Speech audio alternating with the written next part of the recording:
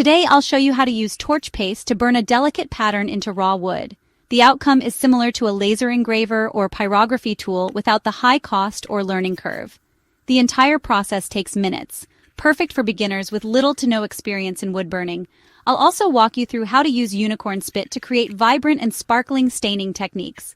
This was my first time trying torch paste, and I'm excited to share what worked, what didn't, and what I learned while making these cute little hearts that fit perfectly in my resin coaster molds. All that's required for this wood burning project is a piece of raw wood, a stencil, a heat gun, a squeegee, and torch paste, which I purchased using Amazon Prime. My design is a custom-made screen-printed stencil created with icon art. After the wood burning process is finished, I'm going to add a stain to the wood called unicorn spit. This is a water-based gel stain that comes in every color imaginable, including metallic, neon, and glitter. This last step is what really makes the design come to life. Alternating the red, pink, and sparkling colors helped me hide mistakes too. If you want to try these techniques for yourself, there are links to purchase the supplies in the video description. Plus, I have a 10% discount code for Unicorn Spit that'll give you free shipping on orders over $50. Now let's get started. Okay, so what is torch paste? As the name suggests, it has a sticky, glue-like consistency. When you torch it, it will essentially mimic the effects of a laser engraving machine. The instructions and application are really simple. You spread the paste over a stencil with a squeegee, then wait 2 to 3 minutes, remove the stencil, and carefully blast with a heat gun.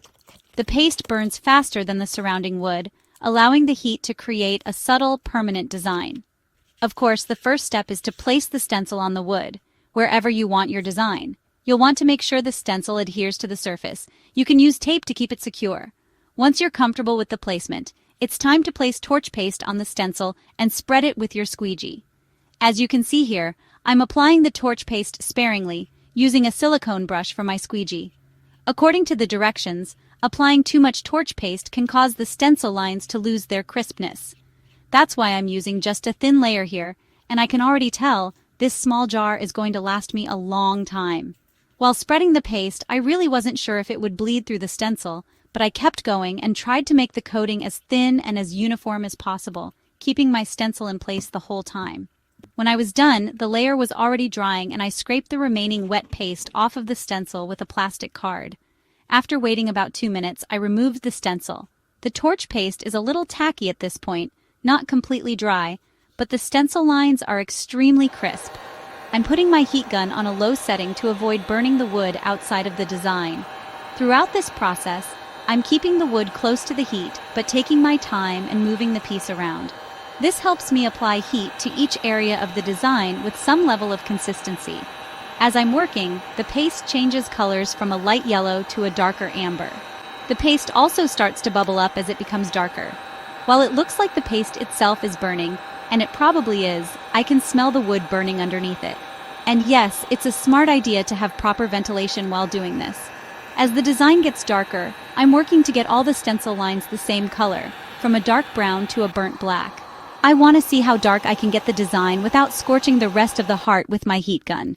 Here you can see the difference between the dark brown and the burnt black, and the black has a slightly raised layer of ash on top of it. I wasn't sure how the ash was going to affect the rest of my plans, including the wood staining process, so I decided to lightly sand it. I used 400 grit sandpaper to remove the particles, and then I spread them into the grain of the raw wood. This helped me hide imperfections in the design and the parts of the heart that were slightly charred from too much heat gun. While sanding, I was worried that I might be erasing my design because the color did get slightly lighter, but luckily I ended up with a really pretty piece of wood. The paste did a great job of replicating the stencil design. I usually get bleed through with stencils, especially on raw wood, so I was pleasantly surprised by how well this turned out. I suppose if you had a really bad outcome, you could sand past the burned layer to remove it and then try again. Honestly, this heart looks great the way it is, but I still want to give it some color with Unicorn Spit Pixie Punk Pink and Starling Sasha. I hope you can see the difference here. The pink sparkling spit called Starling Sasha has actual glitter in it. It's a hot pink glitter stain, and it's a little more watery than the Pixie Punk Pink stain, which does not have glitter. Before applying the stain, I sprayed the wood with a little bit of water. This technique helps dilute the stain's concentration. Now I'm applying Pixie Punk Pink to the outside edges of the heart. I prefer to use makeup brushes because they hold a lot more product than paintbrushes, and my blending techniques are always much smoother. After applying the stain, I pull the color into the center to give it a nice ombre effect. The stain is easy to manipulate because it's water-based and the wood is still wet. While I'm doing this, I wondered if the pink would cover up the design or make it difficult to see, but thankfully, the color is complementing the wood tones. I'm also glad I chose not to seal the wood before adding unicorn spit. The raw wood is absorbing the stain beautifully. Next, I dabbed Starling Sasha around the edges before pulling it toward the center, spreading the glitter to the middle of the heart. One thing I really like about unicorn spit is that it dries very quickly. The stain will dry a chalky color so you know when it's ready to be sealed. To finish this project, I applied a coat of DecoArt's Triple Thick High Gloss Spray for a durable, glossy finish.